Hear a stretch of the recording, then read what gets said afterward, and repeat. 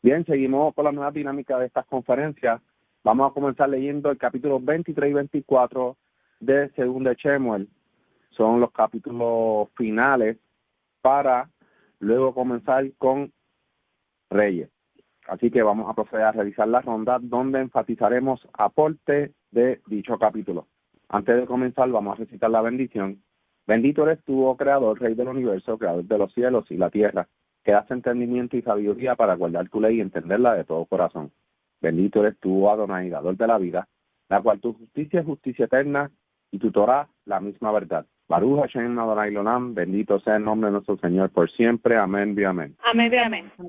Bien, vamos a comenzar dando la lectura. Dice las últimas palabras de Rey David. El Creador eligió a David, el gran poeta de Israel, y le dio el lugar más importante. Lo que sigue fueron las últimas palabras de David. Estas palabras no son mías, son palabras del Espíritu del Creador, que ha hablado por medio de mí. Y esto es lo que me dijo.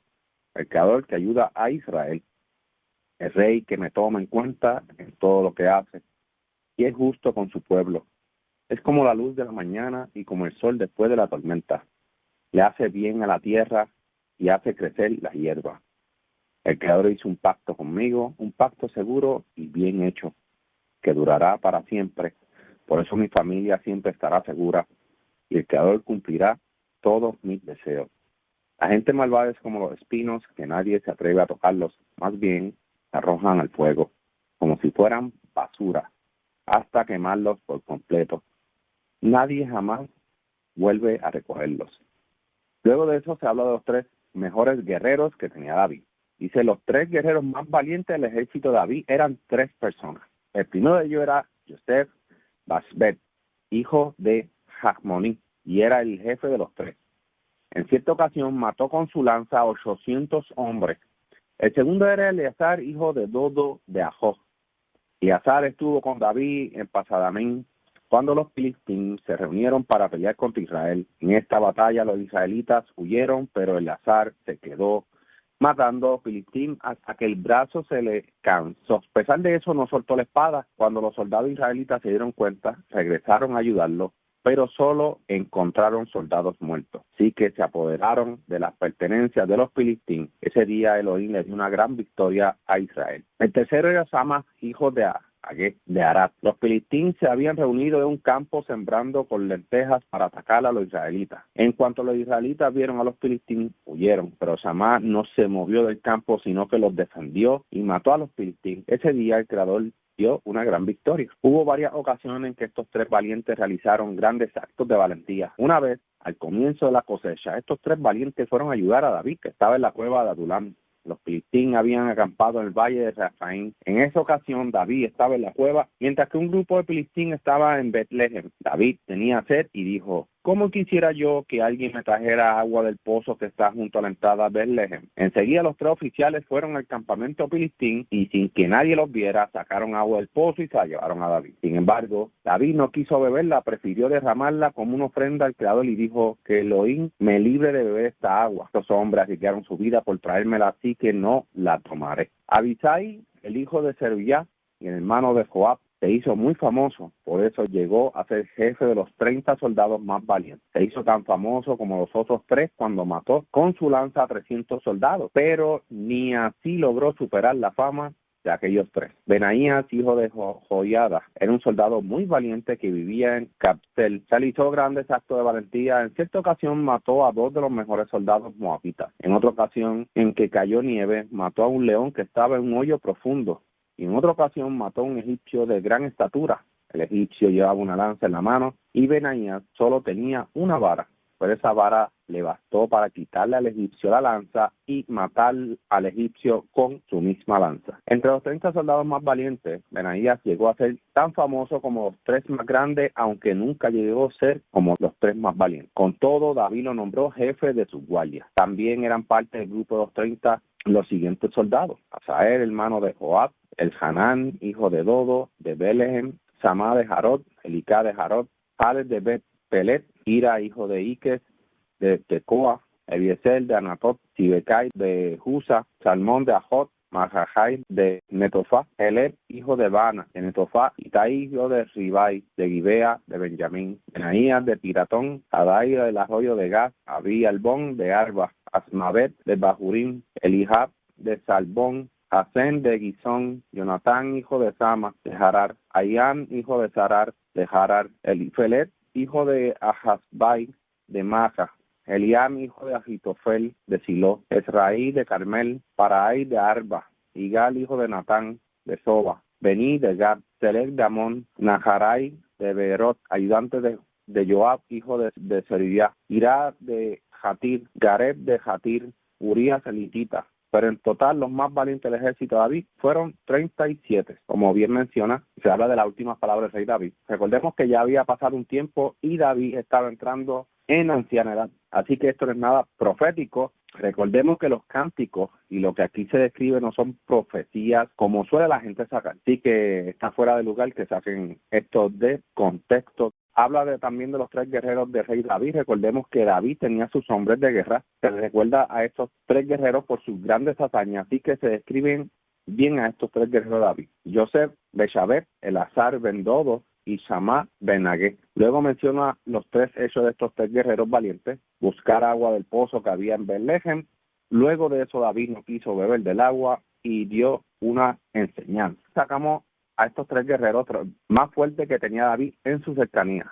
Ahora vienen los que le siguen luego de esos tres guerreros. Nada menos que Abichai, hermano de Joab, y mencionan sus hazañas, o sea, lo que hizo él. Pero dice que este no estaba entre los 3 grandes guerreros. Dice que entre los 3 ganó respeto y renombre, pero no estaba entre los 3. Luego le sigue Benayahu, Ben y Ahoyada. Entre los 30 también estaba Asael, hermano de Joab, pero recordemos que este lo mató Abner. Bueno, en realidad eran 37 guerreros. Podemos ver que David tenía unos guerreros bien poderosos en su ejército. De estos también sacan de los 3 más grandes, estos 37. Vemos que Joab no está dentro de esos 37 guerreros. Joab era un guerrero fuerte también. Recordemos, tal vez no estuvo dentro de esos 37, pero tenemos a Joab como una persona que poseía características de un guerrero temeroso del Creador, también inteligente, que vemos que en varias ocasiones lo vemos aconsejando a David. Los demás eran simplemente guerreros, o sea, se dicen que podían matar a 400, 500, eran hombres de guerra pero full. Pero Joab, aunque no está dentro, no se menciona como dentro de esos 37 guerreros, pero sabemos que era un guerrero fuerte, era no tan solo era un guerrero fuerte, sino que era capitán de ejército y sobre todo era alguien que alentaba a David, o sea, le hacía recordar a David. Adicional a eso, pues, de este capítulo, las palabras de David no se pueden malinterpretar ni sacar de su contexto, porque son expresiones gratificantes, dando la honra y el poderío al Creador. Vamos a seguir con la ronda con él. Adelante. Gracias, Shalom. Bueno, en un principio vemos aquí que el Creador habla por medio de David diciendo, ¿verdad? David se inspira, ¿verdad?, en el Creador y algo que me llamó mucho la atención es que él dice que él gobierna con el temor del Creador y esto pues lo sabemos que David era un rey devoto y siempre en lo posible se esforzaba por seguir Torah. Y eso era una de las cosas que el Creador pues admiraba de David, por eso es que, ¿verdad?, nunca lo abandona, sino que siempre lo seguía fortaleciendo. También habla de que pues a pesar de que la casa de David hubieron ¿verdad?, que se desviaron, pero el Creador nunca quitó esa promesa con David, sino que ese pacto ha estado por siempre, y es por eso que, ¿verdad?, que hoy en día se sigue esperando un reinado donde ¿verdad?, el que se va a levantar como rey tiene que ser del linaje davídico. Así que no fue así, el Creador no fue así con Saúl, que le quitó esa promesa, o sea, revocó esa promesa, porque el mismo Saúl provocó que fuera removido de esa promesa, pero con David no fue así. Con David, al David siempre ser devoto al Creador, y no era perfecto, pero dentro de todo siempre se esforzaba por seguir Torah, por ser valiente, por sacar al pueblo adelante, por defender, dar la cara siempre por el pueblo, por siempre pedirle al Creador, o sea, él siempre se humillaba ante el Creador, siempre consultaba al Creador antes de hacer las cosas, y es por eso que, ¿verdad?, que esta gran estima del Creador hacia él y hacia su linaje. Otra cosa muy interesante es lo de el relato que habla de estos 3 hombres valientes, su admiración y devoción por David, por el rey, fue tanta que hasta David, teniendo una, ¿cómo decirlo?, como cuando uno desea en voz alta, como que, ay, cómo quisiera que lloviera, o cómo quisiera estar en este lugar, pero obviamente pues David, yo entiendo, ¿verdad?, que David lo hizo como si fuera como un anhelo, pero no los mandó a hacerlo, sino que lo dijo como en voz alta, y al ellos tener esa devoción y admiración por él, pues se arriesgaron a complacer ese antojo, ¿verdad?, de David. Y entonces cuando David se da cuenta de lo que pasó, de cómo estos 3 hombres arriesgaron su vida por complacerlo, pues dice que el Creador me libre tú sabes, de tomarle esta agua, porque yo entiendo que la sabiduría de David era tan grande que él decía, si fue así con esto, que no me dice que cualquier cosa que salga por mi boca, de un suspiro de anhelo, que salga de mi boca y estos hombres vayan y lo hagan sin titubear. Y fue, ¿verdad?, para mí esta anécdota es como que tiene mucho significado. Se puede interpretar de muchas maneras y se puede sacar aprendizaje sobre ella, porque pues a veces tenemos que también tener cuidado de lo que de los anhelos que tenemos, y si los decimos en voz alta o simplemente los guardamos en nuestro corazón, si vale la pena decirlos en voz alta, que alguien nos escuche y vaya a arriesgar su vida simplemente por complacernos. Bien interesante, ¿verdad?, ese dato. Y pues lo otro, pues aquí pues vemos todas las hazañas de los guerreros de David. David fue un hombre afortunado, porque sabemos que con Saúl se habla mucho de David. Saúl y de verdad y del capitán de su capitán Abner. Siempre se hablaba mucho de Abner y de David, como que eran como que los guerreros más valientes de Saúl. Pero con David aquí vemos que tenía un ejército grande de hombres valientes y fuertes y de tácticas de guerra. O sea, yo creo que, ¿verdad?, el Creador le dio a estos hombres esta sabiduría para defender al pueblo y para poner en grande el nombre de David, el reinado de David. Y es bien interesante ver que, ¿verdad?, que que el Taná se da la tarea, escriba se da la tarea de nombrarlos a todos para tenerlos de recuerdo, ¿verdad?, de las hazañas y de la valentía que él tuvo, porque pues son hombres que dieron la vida por Israel, que fueron hombres que hicieron cosas importantes, y es siempre bueno tener ese reconocimiento, ¿verdad?, de ese nombre que nunca se va a olvidar, porque estuvieron ahí defendiendo y con valentía, ¿verdad?, acompañando a David en las guerras que tuvo durante, ¿verdad?, todas las guerras que hubieron durante el reinado de David, que fueron bastantes. Esa es la causa de por qué el Creador le dice a David, no, tú no me construirás casa, sino que porque pues obviamente David fue un hombre de guerra, y pues el Creador está esperando el momento para que hubiera paz, y en ese momento pues era el indicado para entonces hacer la casa al Creador. Obviamente se sabe que es una casa simbólica, porque el Creador no puede habitar en la tierra, pero simbólicamente, ¿verdad?, esa esencia del Creador habitaba en ese lugar, y qué mejor que construirla en una era de paz, que fue cuando, pues, ¿verdad?, ya sabemos que fue posteriormente después de David con su hijo Salomón. Nada, eso es lo que quería comentar sobre la lectura. Gracias. Gracias, Ilian, gracias por el aporte. Vamos a seguir la ronda con Minerva. Adelante, Minerva. Sí, bueno, este capítulo aquí más bien es como un tipo tipo como recordando más bien la fortaleza, la identidad de David, porque empieza diciendo que estas son las palabras proféticas de David, que fueron unas palabras más bien postreras hacia el final de su reinado.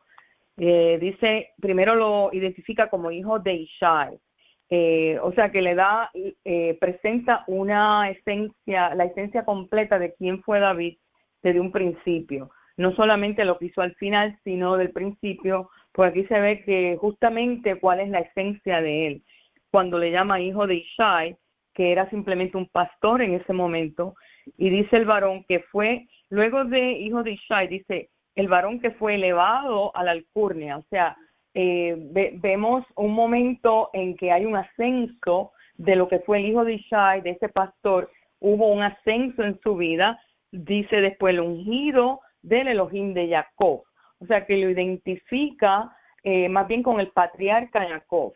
Entonces viendo aquí en perspectiva, no le dijo Isaac, no le dijo quizá Joseph ni Abraham, sino que lo identifica con Jacob, porque cómo fue que Jacob obtuvo esta primogenitura fue a través pues de mucha, hubo conflictos en su familia, él sale huyendo, después sale huyendo de Saúl, y cómo él comienza a hacerse patriarca a través de sus hijos, con sus dos mujeres. Entonces luego de esto cómo se le quita a su hijo pequeño, a Joseph, y al final de sus días, ya estando ciego, es que él puede ver a Joseph.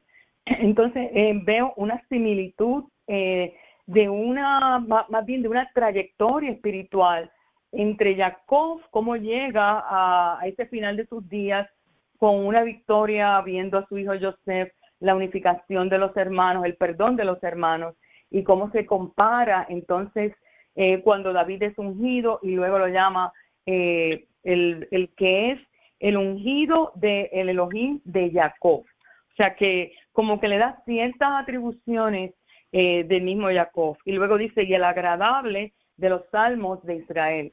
Entonces los salmos, los Tehilim, que viene siendo como plegarias, viene siendo como cierto tipo de... eleva a Elohim, eleva su alma en la conexión con Elohim, no solamente son de él, sino que se lo da a todo Israel. Entonces aquí habla que el Espíritu del Eterno habló en mí y su palabra estuvo sobre mi lengua. Entonces aquí habla como algo profético, dice, no hablo yo, sino el Espíritu de Elohim.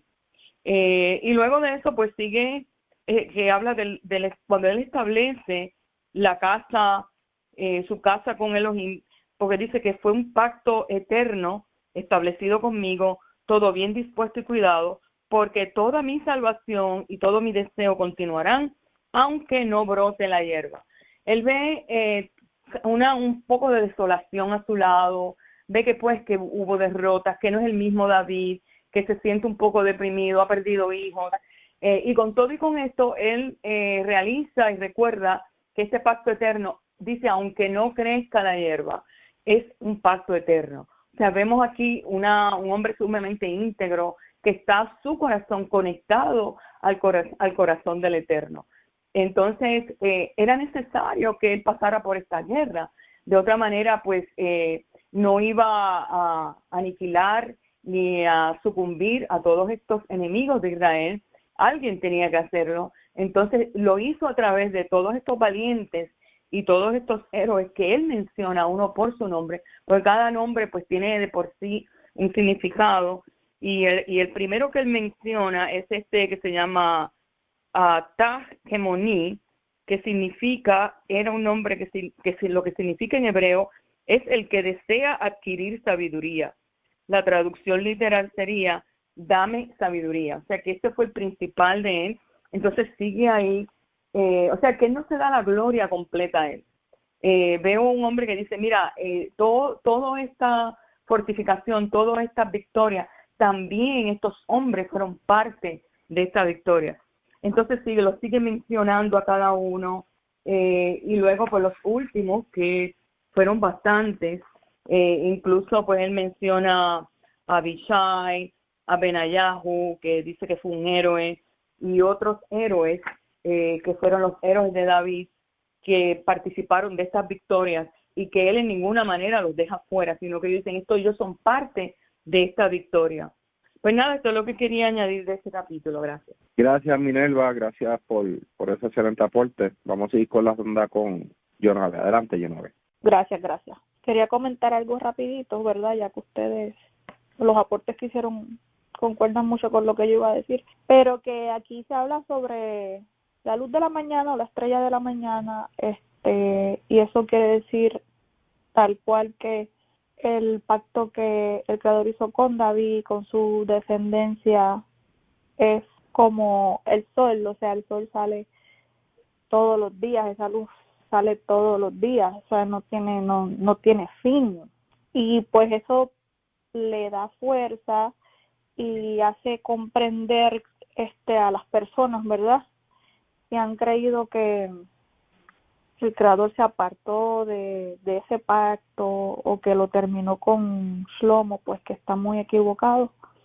Y también que no tiene nada que ver, el cristianismo habla de que quienes ellos creen que es Mesías o es su Mesías, pues es la estrella de la mañana, pero en el Tanaj no hay ninguna referencia fuera de que David es esa estrella de la mañana y que su descendencia lo es, ¿entienden? Entonces son cosas que hay que comprenderlas para tener un mejor razonamiento, ¿verdad?, de lo que la Torah nos está tratando de explicar. Y nada, eso quería añadir. Gracias, Jonabel, gracias por ese buen aporte. Resalto importante, me parece importante acá resaltar el hecho de que cuando él estaba dirigiendo como este canto, teilín, esta oración, al comienzo del capítulo 23, dice, por mí habló el Espíritu de Adonai, y en mi boca recibe su palabra. Y no lo resalto porque siempre debemos tener presente que el rey, en este caso, es ungido, pues, y al igual que el sacerdote, de alguna manera el Espíritu de Adonai recibe, en su boca recibe su palabra. Esa palabra no puede ser otro que todas. Gracias. Gracias por ese aporte. Bueno, vamos entonces a seguir con el próximo capítulo. Dice, el Creador castiga a su pueblo. El Creador volvió a enojarse contra Israel e hizo creer a David que sería bueno hacer una lista de todos los soldados que habían en Israel y Yehudá, todo Israel. Entonces el rey le dijo a Joab y a los jefes del ejército, vayan por todo el país y cuenten a todos los hombres en edad militar para que yo sepa cuántos soldados tengo. Pero Joab le contestó, yo le pido al Creador que multiplique a su pueblo y que lo haga 100 veces más grande de lo que ahora es. También le pido al Creador que le permita a usted llegar a verlo, pero no creo que contarlo sería una buena idea. Sin embargo, la orden del rey pudo más que la opinión de Joab y de los jefes del ejército, y ellos tuvieron que salir a contar a todos los israelitas. Cruzaron el río Jordán y empezaron a contar a la gente del Areot, y de una ciudad que está en medio de un valle, el camino de Gad y Jazer. Luego fueron a Galad y de allí a Cades, que está en el país de los hititas. Después fueron a Dan y de allí dieron la vuelta hasta llegar a Sidón. Fueron luego a la fortaleza que está en Tiro y recorrieron también todas las ciudades de los heveos y cananeos. Después se fueron al sur de Judá y en dirección a Beersheba. Después de haber recorrido todo el país durante 9 meses y 20 días, regresaron a Jerusalén. Allí Joab le informó al rey, en Israel hay 800,000 hombres que pueden ir a la guerra y en Yehudá hay 500,000. Pero David se dio cuenta de que había sido un error haber contado a toda la gente. Así que dijo, Elohim mío, no está bien lo que yo hice. Te he ofendido al contar los soldados que tenemos. Yo te ruego que perdones mi error. David siempre consultaba al profeta Gad. Por eso al día siguiente, cuando David se estaba levantando, Elohim le dio a Gad un mensaje para David y le dijo, ve a decirle a David que lo voy a castigar y que puede escoger uno de estos 3 castigos. Número 1, 7 años de hambre en todo el país. Número 2, ser perseguido por sus enemigos durante 3 meses. Y número 3, que todo el pueblo sufra enfermedad durante 3 días. Gad fue, entregó el mensaje y le dijo a David, dime qué respuesta debo de llevarle al que me envió. Y David le dijo a Gad, me resulta difícil elegir uno de los 3, pero Elohim es compasivo, así que prefiero que sea él quien me castigue, no quiero que me hagan sufrir mis enemigos. Entonces Elohim envió una enfermedad por toda la tierra de Israel desde esa mañana hasta el tercer día.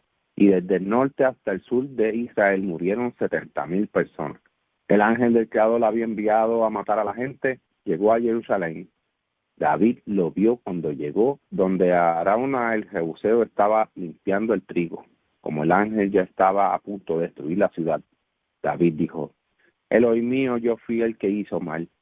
Yo fui quien pecó contra ti. Por favor, no castiga a mi pueblo, mejor castigan a mí y a mi familia. Elohim envió a David este mensaje por medio del profeta Gad. Ve y construyen un altar en el lugar donde Arauna limpia el trigo. David obedeció el mensaje del Creador y fue con su sirviente a construir el altar. Cuando Arauna vio que el rey se acercaba, salió y se inclinó ante él hasta tocar el suelo con su frente y le dijo, ¿a qué debe que su majestad venga a verme? Yo no soy más que su sirviente. Pero David le contestó, he venido a comprar el lugar donde limpias el trigo. Quiero construir allí un altar para el Creador. Así se detendrá la enfermedad que está matando a la gente. Arauna le contestó, su majestad, todo lo que tengo es suyo. Presente la ofrenda al Creador y yo le daré los toros para el sacrificio y hasta mis herramientas de trabajo para que las use como leña. Yo le doy a usted todo eso y deseo que el Creador acepte todo lo que usted le ofrezca.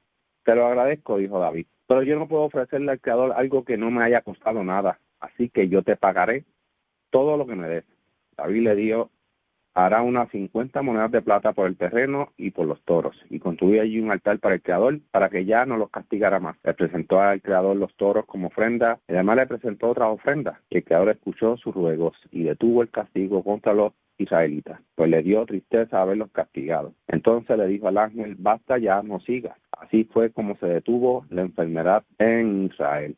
Bueno, una traducción bastante rara.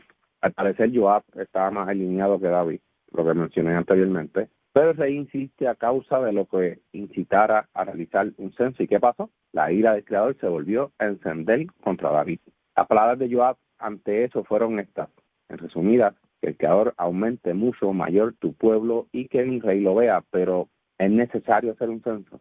Bueno, estuvieron casi 10 meses haciendo este censo y luego, ¿qué le pasó a David cuando supo del censo? Se reprochó y supo el mal que había hecho, asumió la consecuencia, y ahí es donde entonces vemos al otro profeta, el profeta Gad. 3 cosas se le ofreció a David por haber hecho todo esto. Número 1, 7 años de hambruna.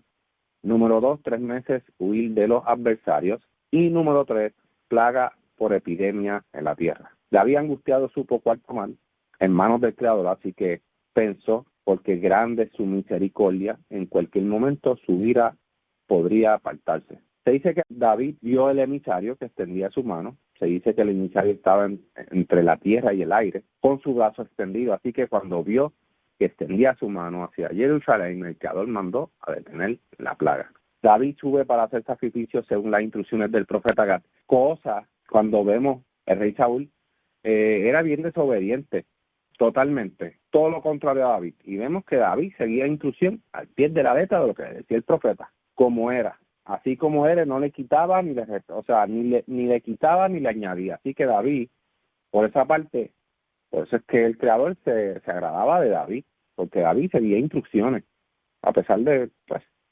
ciertas otras cosas fallaba, pero lo reponía siguiendo la instrucción de lo que tenía que hacer para remediar, porque de eso se trata. Oye, de eso se trata la Torá. La Torá se trata de que si tú haces algo mal, puedas tener remedio para hacerlo, pero tienes que seguir al pie de la letra la instrucción que se te da, como debe ser.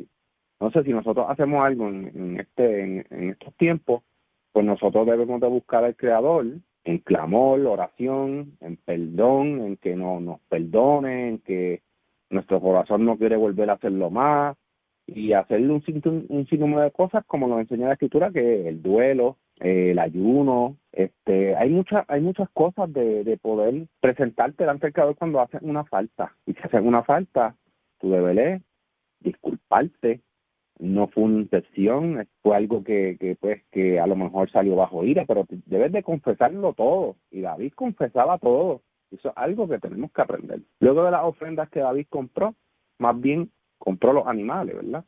El Creador cesó la plaga. Una de las cosas que quería compartir era sobre la ira del Creador. Se dice que se levantó contra David por hacer el censo.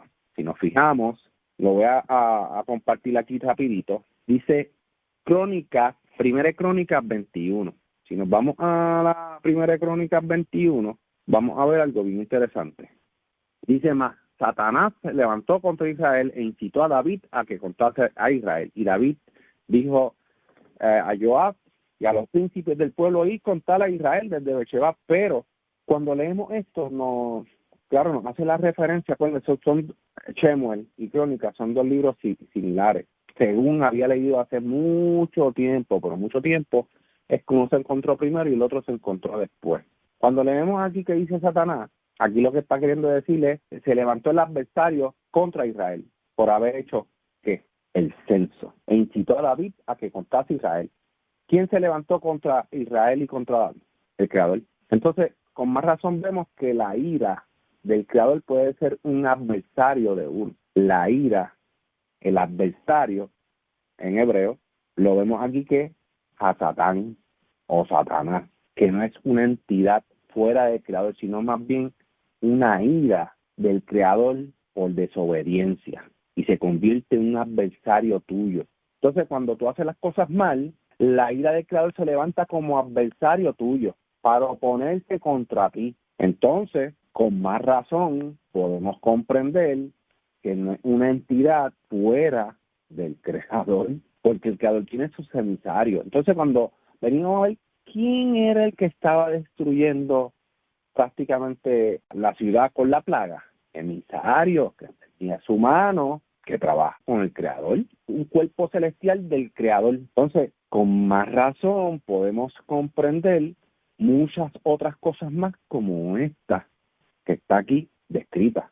Hay mucha gente que lo lee y le saca los análisis que no tienen que ver con lo que están explicando. Y esto es tan sencillo porque otras veces esto se ha explicado. El adversario, alguien que se levanta contra ti, es un adversario que en hebreo significa a Satán o Satán, que la palabra en hebreo es esa. Cuando hicieron las traducciones, hay ciertas palabras en hebreo que se quedaron iguales para darle un nombre. Y eso fue lo que pasó aquí, simplemente para darle un nombre. No le hicieron la traducción a adversario. Así que esta parte es bien importante poderla comprender. Primera Crónica 21. Así que si luego lo quieren leer, lo quieren estudiar un poquito más, les invito, porque de esto yo creo que hice un análisis comprensivo sobre este texto. Bueno, vamos a seguir la ronda con Lilian. Adelante, Lilian. Sí, gracias. Siguiendo con esa línea, pues le añado que el error de muchas personas es pensar que la palabra Hasatán es un nombre propio. Y en realidad Hasatán, que significa adversario, puede ser muchas cosas. Puede ser el mismo creador, tú provocar al creador y que el creador se convierta en adversario tuyo. Tú mismo puedes ser adversario, tu propio adversario, un rey o un gobierno o una persona se puede levantar en contra tuya como adversario. O sea, Hasatán no es un nombre propio, es una palabra. Una palabra que es representativa de uno de los emisarios que representa al Creador aquí en la tierra. Es igual como el ejemplo de cuando el pueblo hebreo sale de Egipto, que en un texto se habla de que el Creador sacó al pueblo, y en otro texto dice porque el ángel del Creador estaba delante del pueblo guiándolos. Entonces si tú no tienes en claro estos términos, pues tú lo que vas a decir es, espérate, pero ¿quién sacó al pueblo? ¿Quién era el que los estaba guiando? ¿Quién fue el que los sacó? ¿El ángel del Creador o el Creador? Y es que no importa si dice que fue un ángel, es que el ángel representa al Creador mismo en la tierra. O sea que el ángel tú no vas a idolatrar o a pensar, no, fue el ángel, no, porque el ángel está ahí en representación al Creador. Y cuando se presenta el ángel es el creador, no es un ángel, es el mismo creador ahí enviando ese emisario, porque ellos simplemente son los que llevan el mensaje o los que ejecutan la palabra del creador. Y aquí pues claramente vemos que el creador da una palabra porque pues David hace algo, ¿verdad? El creador dice, lo incita, y David pues se ciega, hace este censo en contra de lo que el creador había estipulado. Entonces pues pasa este castigo a todo el pueblo. Es bien interesante también porque vemos que las acciones del rey afectaban al pueblo entero. O sea, no solamente afectaban al rey, sino que afectaban también al pueblo, que también es algo bien importante que podemos sacar de esta lectura, y es la importancia de tener un rey o un gobernante sabio, porque todas las decisiones que tome esa persona, indirectamente o no directamente, siempre van a afectar al pueblo que gobierne. Y pues en este caso pues vemos, ¿verdad?, que David al menos lo reconoce que estuvo mal y se retracta, que es una de las cualidades que siempre hemos repetido de David, que David era un hombre que era imperfecto, pero dentro de esa imperfección se recapacitaba, reconocía que estaba mal y se retractaba, y siempre buscaba rectificar ese error que cometió, que es algo pues que debemos siempre aprender de este atributo de él y imitarlo, de que pues siempre dicen, no, que somos humanos, cometemos errores. Es cierto, somos humanos, cometemos errores, pero aunque seamos humanos y cometamos errores, siempre tenemos esa oportunidad de rectificar, de siempre estar renovándonos, todo el tiempo estar corrigiéndonos. Otra cosa que mencionaste que recordé también, lo de añadir o quitar, que en la Torah es eso. La Torah específicamente dice que no le vas a quitar ni le vas a añadir a la palabra que el Creador dio. A veces nos cuesta, hay personas que les cuesta mantenerse en eso, y siempre quieren o elevarla añadiéndole cosas para una elevación más espiritual, y lo que hacen es que terminan añadiéndole al mandamiento, o hay otras personas que lo toman ligero y dicen, pero esto en los tiempos de ahora no es necesario, se lo toman como de una forma que no es como que responsable y liviana, ligera, y entonces lo que hace es que le restan al mandamiento. Y pues es bien interesante, ¿verdad?, que hayas mencionado eso, porque recordé específicamente eso, de que debemos ser siempre lo justo, lo que dice ahí, sin más ni menos. Otra cosa que también me llamó mucho de la atención, que quería mencionar de esta lectura, es a Joab nuevamente Joab ahí hablando palabras sabias. Se ve en todos los relatos que Joab era un hombre sabio, entendido y temeroso del Creador. Y siempre que aconsejaba a David era para bien, nunca lo hizo para mal. Y es de admirar, ¿verdad?, estos hijos de Sarvia, que se pronuncia, perdonen, ¿verdad? Eran hombres, primero, o sea, tenían tantos atributos de admirar. Eran valientes, fuertes, sabios, devotos al Creador, devotos a su rey, que cuando tú vienes a ver, tú dices, wow. Y con todo y eso, David, como quiera, pues a veces, pues la soberbia, la de cabeciduro, seguía su corazón, que esa es otra cosa, otro tema que hemos hablado varias veces, de que sí, uno debe seguir su corazón, pero hay que tener cuidado porque el corazón es engañoso, y a lo mejor lo que nosotros deseamos con el corazón a lo mejor no es lo que el Creador le agrada. Y entonces pues también tenemos que utilizar, así mismo como utilizamos nuestro corazón para servirle al Creador, también tenemos que utilizar nuestra mente, nuestra lógica, nuestro razonamiento. Y nada, eso es lo que quería comentar. Gracias. Gracias, Gillian, gracias por el aporte. Quería traer algo rápido antes de proseguir la ronda. Nosotros, el Creador en aquel día, o en el momento de la aflicción, nos va a librar.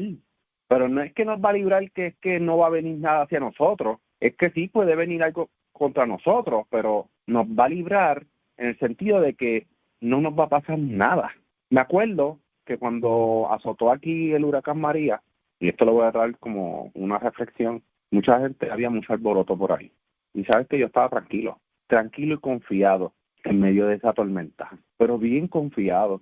Y saben que el Creador me ha provisto de todo, me llenó de provisiones. Y cuando digo que me llenó de provisiones es que no me hizo falta nada. Aquí venía esta gente a repartir agua y yo era uno de los primeros que recibí agua sin yo tener que llamarlos. Fueron cosas que yo digo, wow, me gustaría enseñar esta sabiduría a mucha gente, de que si anda en justicia no tienen que tener ningún temor a nada.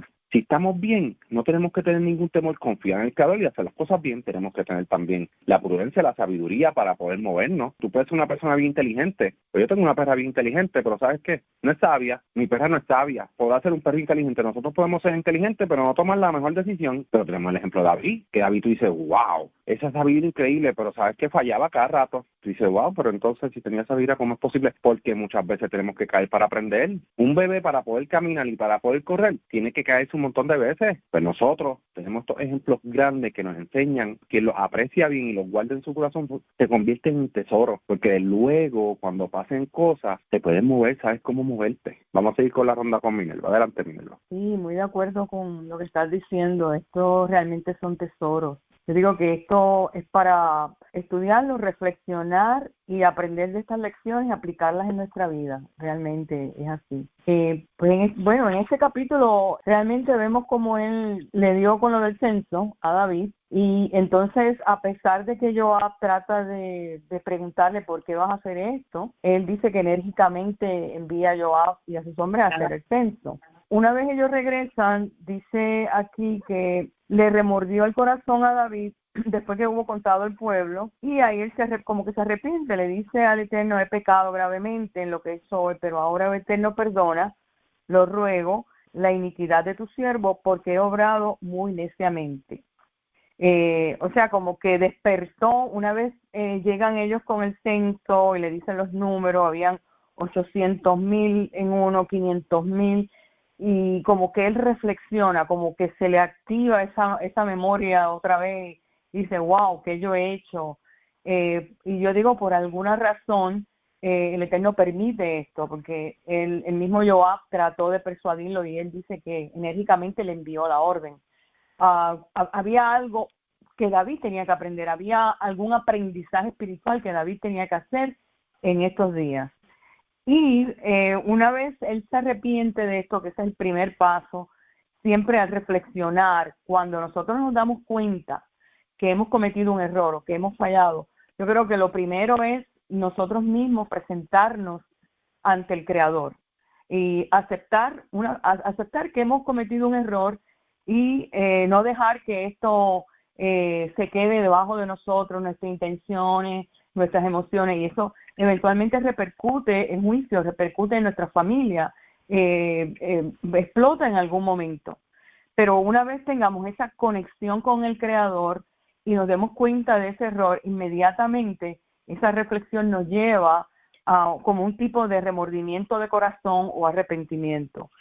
Entonces vemos cómo aquí viene el profeta y le da a escoger 3 tipos de castigos que me sorprende mucho, ¿no? Que cuando vemos en otras escrituras cómo el Eterno inmediatamente castiga y no le da a escoger a nadie cuál de estos 3 castigos tú prefieres. Solamente me acuerdo cuando en Sodoma y Gomorra sale Abraham, como que hubo un tipo de negociación, y luego de eso, pues después, cuando ellos pecaban en el campamento, morían, y punto, no había ningún tipo de negociación, aunque Moshe fue un intercesor increíble también por el pueblo. Pero aquí vemos que él le dice los 3 tipos de castigos, le da a escoger, que entiendo yo que aquí el Eterno está honorando la integridad de David, ya que él había hecho un tipo de de teshuvá, un tipo de arrepentimiento. Pues entonces, pues esto trae una consecuencia. ¿Cuál de estos 3 castigos tú escoges? Y me llama la atención que él escoge el castigo de acuerdo a cómo provenía ese castigo. Porque uno de los 3 castigos era que iba a haber una hambruna por 7 años, el otro era vas a huir de tus rivales y él te persiga, que haya 3 días, o que te persiga a los rivales, y el otro era que haya 3 días de mortandad en tu tierra. En el caso de que vengan 7 años de hambruna en tu tierra, eso incluía, no importaba la lluvia, las cosechas, como quiera iba a haber hambruna, y el otro castigo de 3 meses estés huyendo delante de tus rivales. Conociendo el corazón de David, que él era tan conectado al Creador, que hablaba con el Creador, que escribía estos mensajes, este libro de los Salmos, tenía una comunicación directa. Él dijo que él prefería, dice, estoy muy angustiado, caigamos ahora en manos del Eterno, porque son muchas sus misericordias, pero en manos de personas que yo no caiga. O sea, que él prefería con todo caer en el castigo que viniera del Eterno directamente. ¿Por qué él escoge los 3 días de mortandad? Porque él decía, bueno, si escojo lo de la hambruna, como quiera en mi casa hay provisión, hay ricos que pueden proveerle a los pobres, eso va a estar manipulado y determinado quizás por el mismo hombre, arreglado. El número 2, huyendo delante de tus rivales. Con todo este séquito que tenía David, habría una posibilidad de que no iba a caer muerto con sus rivales. Es muy posible que en estos 3 meses no cayese David. Pero entonces dice, 3 días de mortandad. ¿Quién causaba directamente esta mortandad? Definitivamente el Creador. Pues utilizan obviamente el arquetipo de un ángel para darle un tipo de metáfora de dónde venía esta mortandad, como para expresar lo que era el mismo Eterno que había hecho esto directo y no ningún hombre. Entonces, por eso es que él escoge 3 días de mortandad, porque venía directamente del Creador. No iba a ser afectado ni manipulado por nadie. Entonces, luego de estos 3 días de mortandad, cuando le dicen el número de 70,000, que solamente era desde Dan hasta Beersheba, 70,000 hombres, dice que el ángel se disponía hacia Jerusalén, que todavía no había terminado para destruirla, pero dice que el Eterno se arrepintió de enviar el mal y le dijo al ángel que destruya al pueblo, que detenga su mano. Aquí dice que era directamente el Eterno. No que se arrepintiera más bien, sino que aquí alude al carácter de misericordia, lo mismo que había dicho David, porque él entendía quién realmente era el Creador, de su carácter de misericordia.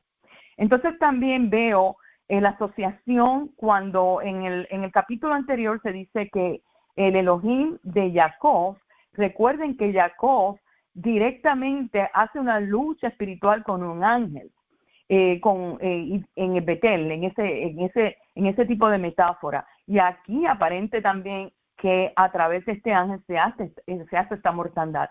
Veo un David que se identifica mucho con su patriarca Jacob. Entonces, pues claro, luego de ahí, una vez se detiene esta mortandad, él decide erigir un altar en el granero de Arafná el Yebusí. O sea que él dice, a partir de aquí voy a erigir un altar. Entonces vemos de esto que ocurre, como él decide aplacar esto, hacer un altar. Entonces cuando entra en un tipo de negociación con Arafná y le dice, Señor, aquí está todo a tu disposición, y le dice que para comprar de ti el granero a fin de construir un altar al Eterno y que se detenga la mortandad del pueblo. Y entonces dice que no se la iba a tomar gratis, sino que iba a comprar. Entonces, esa compra representa que yo no le daría gratuitamente nada al Creador, sino que con el fruto de mis manos yo voy a comprar lo que me cueste. Esto es lo que, o sea, que siempre este sacrificio iba a costarle algo, aludiendo al sacrificio del corazón. lo que nos cuesta, ¿no?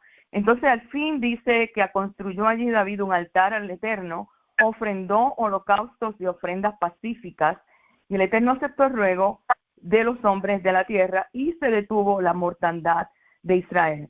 O sea, ¿cómo se detiene al final, luego de que él se arrepiente? ¿Cómo se detiene la mortandad? ¿Cómo se detiene esta destrucción? Y esto quizás viene siendo como una enseñanza en nuestras vidas. Cuando tú veas mucha destrucción alrededor tuyo, primero hay que hacer una introspección personal y luego de eso, ¿cómo le vamos a ofrecer al Eterno fruto de labios realmente? Porque no hay para hacerle un altar ahora mismo, o el Bet Hamikdash, o el templo, lo que se llama, ya eso no existe, pero sí realmente se detiene la destrucción, por decirlo así, posiblemente pueda destruir unas consecuencias a la próxima generación cuando levantamos ese fruto de labios, que viene siendo cuando él ofrendó holocaustos y ofrendas pacíficas, viene siendo alabanzas, acciones de gracias, introspección. Los mismos salmos nos elevan a esas cosas. Y no fue hasta que él termina esto, no se detiene la mortandad. Dice que cuando el Eterno aceptó el ruego de los hombres de la tierra, se detuvo la mortandad de Israel. Esto, señores, esto es una lección increíble que nos dice la Torah, cómo vas a detener destrucción en tu familia, en nuestras vidas, en nuestros pueblos, en nuestros países, solamente ofreciendo fruto de labios, acciones de gracias, introspección, alabanza. Pues nada, esto es que quería añadir este capítulo. Gracias. Gracias, Minerva, gracias por el aporte. Quería añadir aquí un dato bien interesante que dice, y cuando el emisario extendió su mano sobre Jerusalén para destruirla, el Creador se retractó de aquel mal y dijo al emisario que destruyó el pueblo, basta ahora, detén tu mano. Entonces el emisario del Creador estaba junto a la era de Arauna, el Jebuseo. Entonces, ¿dónde estaba el emisario? Junto a la era de Arauna el Jebuseo. O sea, ya había una conexión de que David en ese arrepentimiento donde tenía que dirigirse. Algo bien interesante. Me gustaría agregar un aporte y en relación a este verso, capítulo 24, verso 1. Dice, de nuevo se incendió contra Israel la cólera de Adonai. Vemos aquí que hay una cólera, me parece interesante, hay una cólera por parte de Adonai hacia Israel, no dice hacia David, dice hacia Israel. Pareciese ser, no lo especifica el capítulo, pero la cólera está antes del censo. El capítulo no especifica el por qué esta cólera, ¿no? Uno podría pensar quizás, más bien pasado años, quizás el pueblo de Israel había caído en el pecado, quizás se había olvidado del Eterno, tantas cosas, ¿no? Lo dice, de nuevo se encendió contra Israel la cólera de Adonai, quien impulsó a David a causar su desgracia. ¿La desgracia de quién? Del pueblo de Israel. Entonces, si vemos esta otra, dándole este otro enfoque, ¿no? Podría quizás verse como que David fue utilizado para castigar a Israel porque había encendido nuevamente la cólera del Eterno. Entonces fue utilizado el rey, en este caso, como adversario contra Israel, y también el Eterno fue adversario, pues, en este caso, de Israel. Y quizás todos contribuyeron a esta cólera, incluyendo el mismo rey. Me parece interesante porque cuando él elige los castigos que el profeta le da pues a que le diga, él elige la peste, y esta peste va en contra de Israel. Entonces uno piensa, bueno, pero si él hizo el censo, porque el Eterno castiga a Israel, si él fue el que cometió el pecado? Bueno, precisamente aquí nos dice que se había encendido la cólera contra Israel.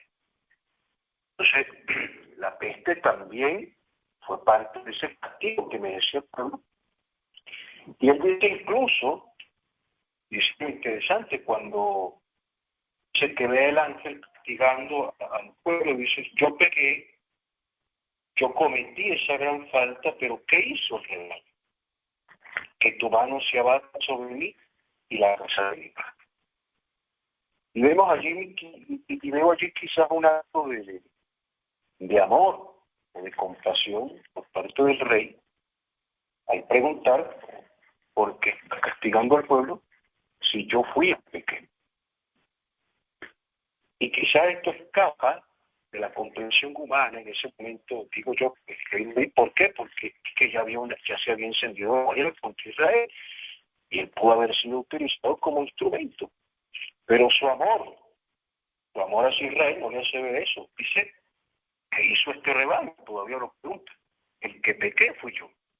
Es importante porque luego de que hace esa confesión, el profeta Gad le da el consejo de que haga el sacrificio para aplacar esta ira, como dan a entender que no se llegó a el castigo totalmente. Pareciese ser que fue detenido la plenitud de este castigo por el sacrificio que luego realiza. Cuando se acerca a la una para hacer los sacrificios. Algo que también me llama la atención es cuando Joab le dice al rey que no haga el censo, o sea, que se da a entender que no pueden hacer este censo. No dice que el rey insistió y él obedeció al rey. ¿Hasta qué punto fue positivo que Joab obedeciera al rey por el simple hecho de ser rey? Porque en este caso Joab también hizo mal o bien. Y que esta pregunta nadie, ¿no? Si nos vamos con respecto a la Torah, hizo mal, porque la Torah prohibía este censo. Pero pareciese justificarlo cuando dice fue la orden del rey. Entonces él se negó, el rey lo ordenó, pero tenemos que hacerlo. Hasta este punto él pudo haberse revelado y decir no lo voy a hacer porque la Torah, la ley pues prohíbe que se realice el censo, ¿no? Para concluir, me gusta la parte final del capítulo cuando tienen esta discusión por el pago, ¿no?, del sacrificio. Y Arauna, el Jebuseo, se niega.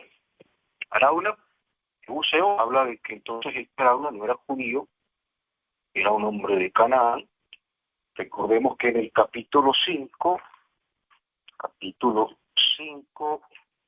de segunda de Shemuel, el verso 6, voy a permitir un momento leerlo rápidamente. Dice, el rey y sus hombres avanzaron por Jerusalén para atacar a los jebuseos que vivían por entonces en la región. Estos se negaron, al final David vence, ¿no? Y dice que el verso 9 dice, David se instaló en la fortaleza y la llamó la ciudad de David. Entonces él ataca a los jebuseos, pero es jebuseo que parece ser lo que los jebuseos estaban en Jerusalén, pertenecían a Jerusalén.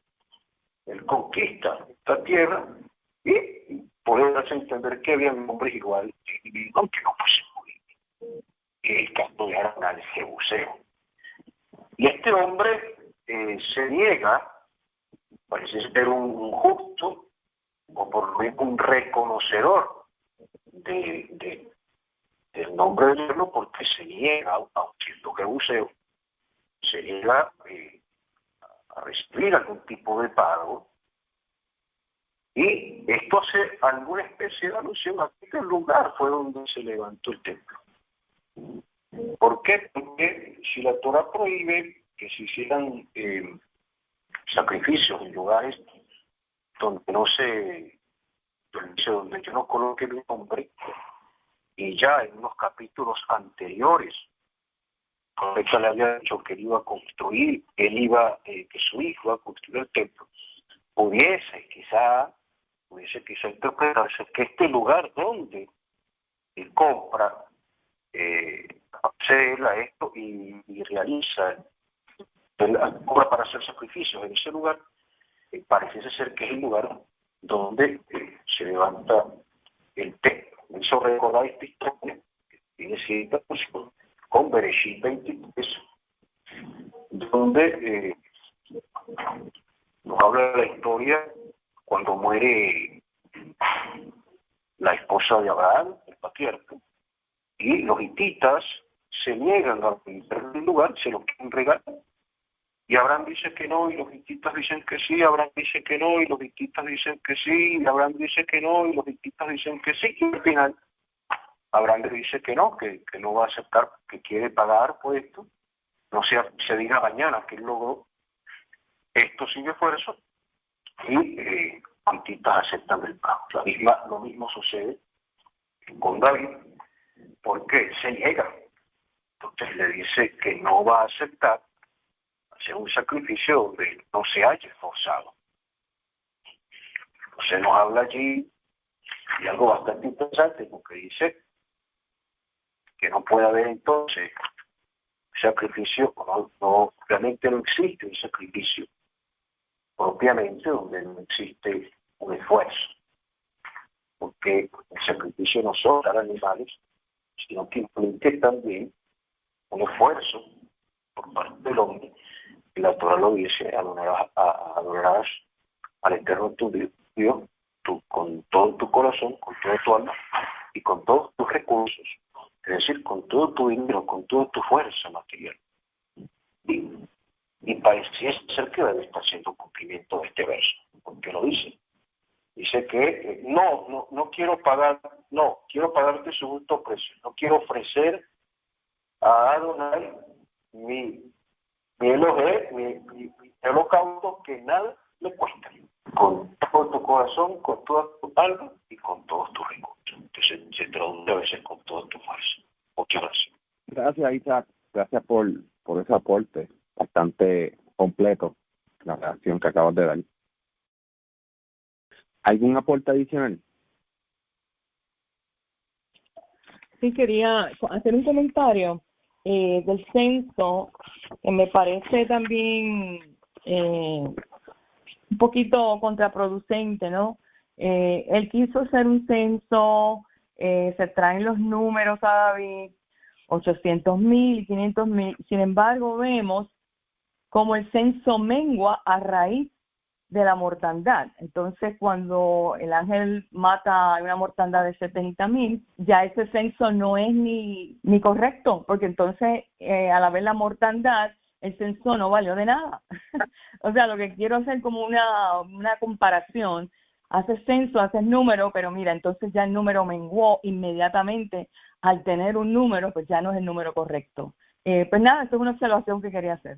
Gracias, Minerva, gracias por esa observación y ese aporte. Totalmente de acuerdo, yo lo veo también de esa misma manera. Eso a todos, chavo a todos. Chau a todos. Chao a todos.